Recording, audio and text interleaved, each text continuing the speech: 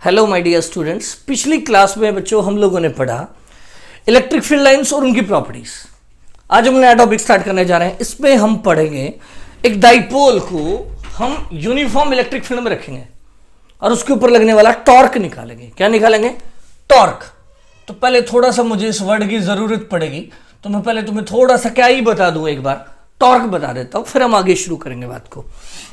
देखिए, मान लीजिए आपके पास ये एक रॉड है, रॉड का ये पॉइंट आपने फिक्स कर लिया और दूसरे किनारे से रॉड फ्री है। तो अब अगर आप ऐसे फोर्स लगाएंगे तो क्या होगा? अगर आपने ऐसे फोर्स लगाई तो ये रॉड रोटेट नहीं करेगी, पर अगर ऐसे लगाई तो ये रोटेट करेगी। लेकिन अगर आपने ऐसे लगाई तो ये और ज्यादा रोटेट करेगी। अब इसका रोटेशन कम होगा, अब फिर कम होगा, अब फिर से जीरो हो जाएगा। तो कहने का मतलब जब रोड के क्या लगेगी फोर्स, परपेंडिकुलर लगेगी, तो उसका जो टर्निंग है वो सबसे ज्यादा आएगा।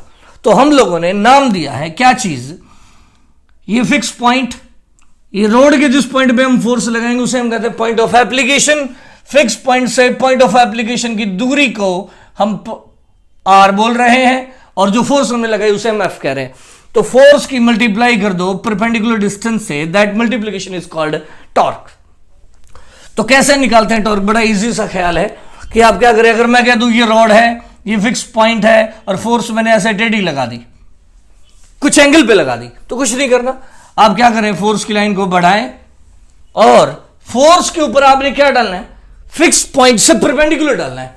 तो ये फोर्स, ये फिक्स पॉइंट और यहां डाल दे परपेंडिकुलर, ये जितना भी हो, मान लीजिए एक्स है तो आप एफ की मल्टीप्लाई कर दें किसके साथ, एक्स के साथ, तो टॉर्क आ जाएगा।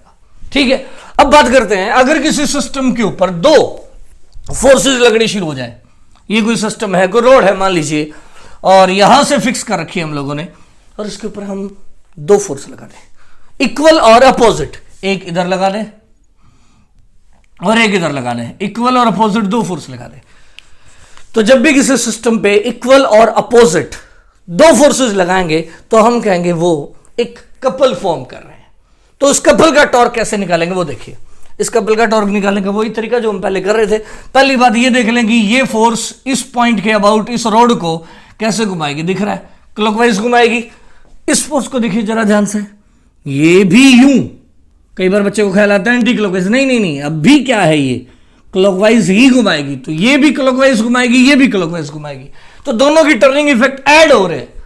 तो मान लेते हैं इसका इफेक्ट टॉर्क 1 है और इसका टॉर्क 2 है, तो टोटल जो टॉर्क होगा बच्चे वो हो जाएगा टॉर्क 1 प्लस टॉर्क 2।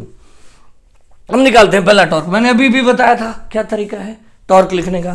फोर्स की लाइन को बढ़ाइए, फिक्स पॉइंट को पकड़िए और फिक्स पॉइंट से परपेंडिकुलर डालिए। मान लेते हैं उसे कह देता हूं मैं L1, तो टॉर्क हो गया F इंटू L1 प्लस दूसरा टॉर्क देखिए, ये रहा फोर्स, इस लाइन को बढ़ाइए, फिक्स पॉइंट से क्या डालिए, परपेंडिकुलर, मान लो इसे कह देते हैं L2, तो टॉर्क हो गया F इंटू L2। ये सुनो, अब F को मान ले लेते हैं, आंसर आ गया L1 प्लस L2। अब जरा ध्यान से देखिए, L1 प्लस L2 क्या चीज है? इस फोर्स का ये लाइन ऑफ एक्शन है और इस फोर्स का ये लाइन ऑफ एक्शन है। तो दोनों फोर्स के लाइन ऑफ एक्शन के बीच का जो टोटल परपेंडिकुलर डिस्टेंस है, टोटल परपेंडिकुलर डिस्टेंस है, उसकी मल्टीप्लाई हमें क्या देगा, टॉर्क देगा। तो अगर हमें किसी कपल का टॉर्क लिखना हो तो हमें क्या करना है, दोनों फोर्सेस की लाइन को बढ़ाएं, उनके बीच का टोटल परपेंडिकुलर डिस्टेंस को किसी एक फोर्स से मल्टीप्लाई कर दें। तो either force into perpendicular distance between the forces gives us torque of couple, torque of couple. अब हम इस बात का यूज करेंगे। अब आते हैं हम आज के टॉपिक पे, आज के सवाल पे,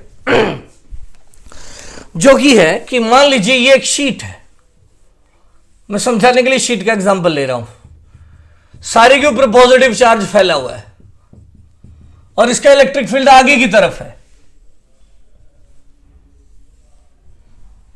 आगे की तरफ इलेक्ट्रिक फील्ड है E।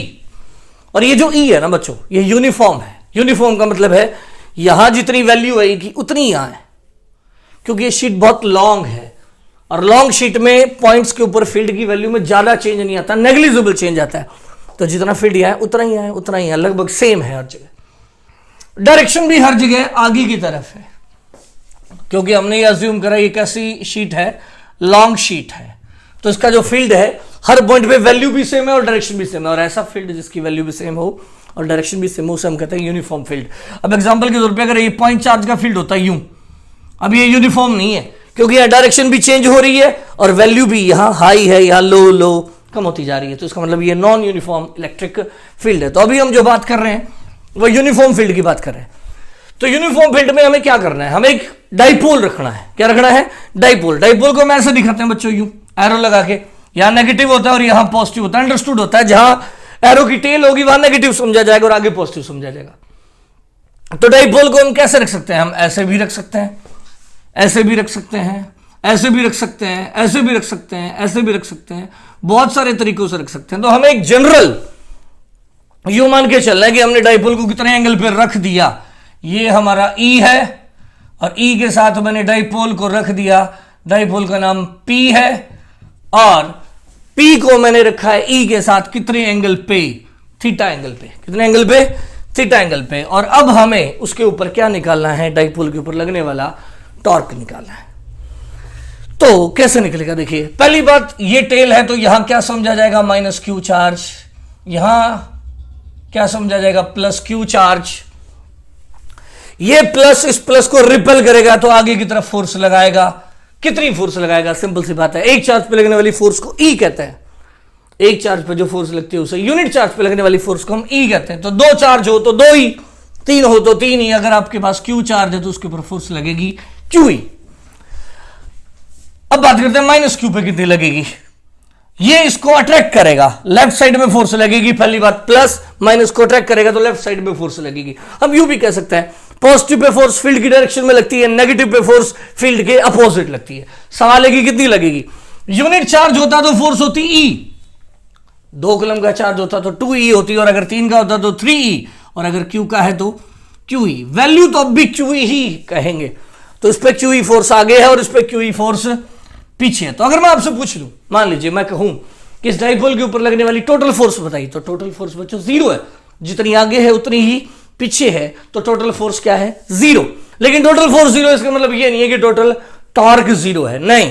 देखिए, ये वाली फोर्स इस डाइपोल को, ये जो डाइपोल यूं रखा हुआ है, ये वाली फोर्स इसको क्लॉकवाइज घुमाएगी, और ये वाली फोर्स जो कि पीछे वो भी इसे क्लॉकवाइज घुमाएगी। तो दोनों इसे क्लॉकवाइज रोटेट करवाएंगी। सेम उसी तरह से जैसे यूं मान लीजिए, फील्ड को आप यूं समझ लीजिए, इधर से तूफान आया हुआ है, बहुत तेज हवा चल रही है और मेरे पास एक छतरी है।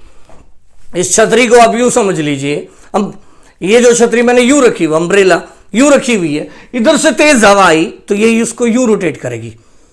क्लियर है? सीधी सी बात है। अगर ये यूं होगी तो भी ये यूं रोटेट करेगी, अगर नीचे होगी तो भी ये यूं रोटेट करेगी। मतलब जो हवा है वो इस अम्ब्रेला को अपनी डायरेक्शन के अलोंग अलाइन करने का पूरा प्रयास करेगी। उसी तरह से ये जो फील्ड है वो इस डाइपोल का जो डाइपोल मोमेंट है उसको रोटेट कर कर अपनी डायरेक्शन में लाने का प्रयास करेगा। ये क्लॉकवाइज घुमाएगा, ये भी क्लॉकवाइज घुमाएगा, और दोनों घुमा के इस डाइपोल को कहां लाने का प्रयास करेंगे? फील्ड के पैरेलल लाने का प्रयास करेंगे। अब सवाल ये उठता है कि सर ये टॉर्क कितना है? पहली बात तो आपको समझ आ गया होगा, इसके ऊपर टॉर्क 0 नहीं है क्योंकि ये भी क्लॉकवाइज और ये भी क्लॉकवाइज है। तो टोटल टॉर्क कितना है? एक्चुअल में आप ध्यान से देखिए, ये कपल बन गया, एक फोर्स आगे और एक फोर्स पीछे, इक्वल और अपोजिट फोर्सेस हो तो हम उसे कपल कहते हैं। और कपल का फोर्स का टॉर्क का फार्मूला था बच्चों, आइदर फोर्स इनटू में perpendicular distance between forces, perpendicular distance between forces. अब बात करिए आइदर फोर्स, जल्दी करके बताइए कितनी है? QE। परपेंडिकुलर डिस्टेंस, ये पहली फोर्स की लाइन, ये दूसरी फोर्स की लाइन, और हमें ये परपेंडिकुलर डिस्टेंस चाहिए, मान लेते हैं इसे D कह देते हैं, तो इंटू D। अब आप सोचते हैं कि D कितना होगा? ये जो डाइपोल की लेंथ होती है उसे हम बच्चों क्या कहते हैं? 2a कहते हैं। क्या कहते हैं? 2a। तो आप बताइए D अपॉन 2a किसके बराबर है? परपेंडिकुलर अपॉन में हाइपोटेन्यूज, ये हो जाएगा sine theta. Therefore D is equal to हो गया 2a साइन थीटा।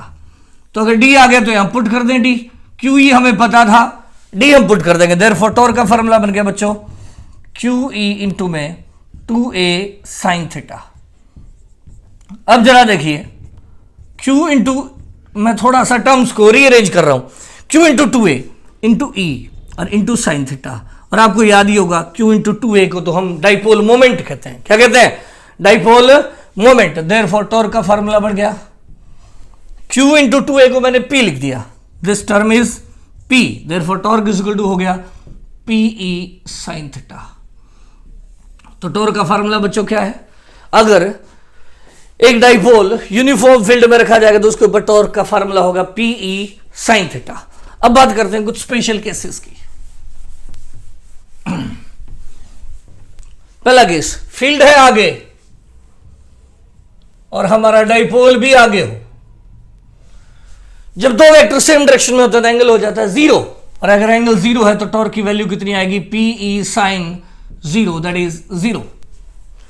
दूसरा केस, अगर P E के उल्टा है, E के उल्टा है, E आगे और P पीछे, तो एंगल हो जाएगा 180, और अगर एंगल 180 हो जाएगा तो टॉर्क की वैल्यू कितनी आएगी? PE sine 180, it's once again 0। इसका मतलब जब डाइपोल फील्ड के पैरेलल हो या अपोजिट हो तो टॉर्क की वैल्यू आएगी 0। कब मैक्सिमम आएगी? कब मैक्सिमम आएगी? देखते हैं मैक्सिमम कब आएगी।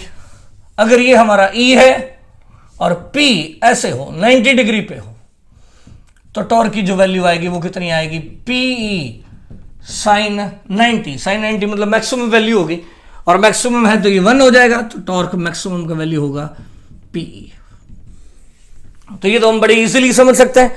मैंने कहा था कि इधर से यूं समझ ले, तेज हवा चल रही है और ये आपके पास अम्ब्रेला है, तो यूं टॉर्क 0 बनेगा। अब जो टॉर्क बढ़ता जाएगा, यहां टॉर्क फुल हो जाएगा, और फिर टॉर्क घटता जाएगा और यहां फिर क्या हो जाएगा?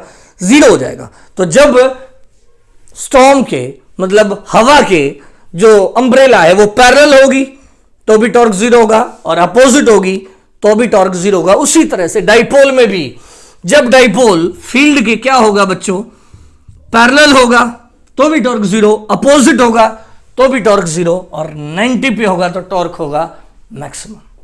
उम्मीद है आपको आज की बात समझ आ गई होगी अच्छे ढंग से। तो आज हमें यही पढ़ना था।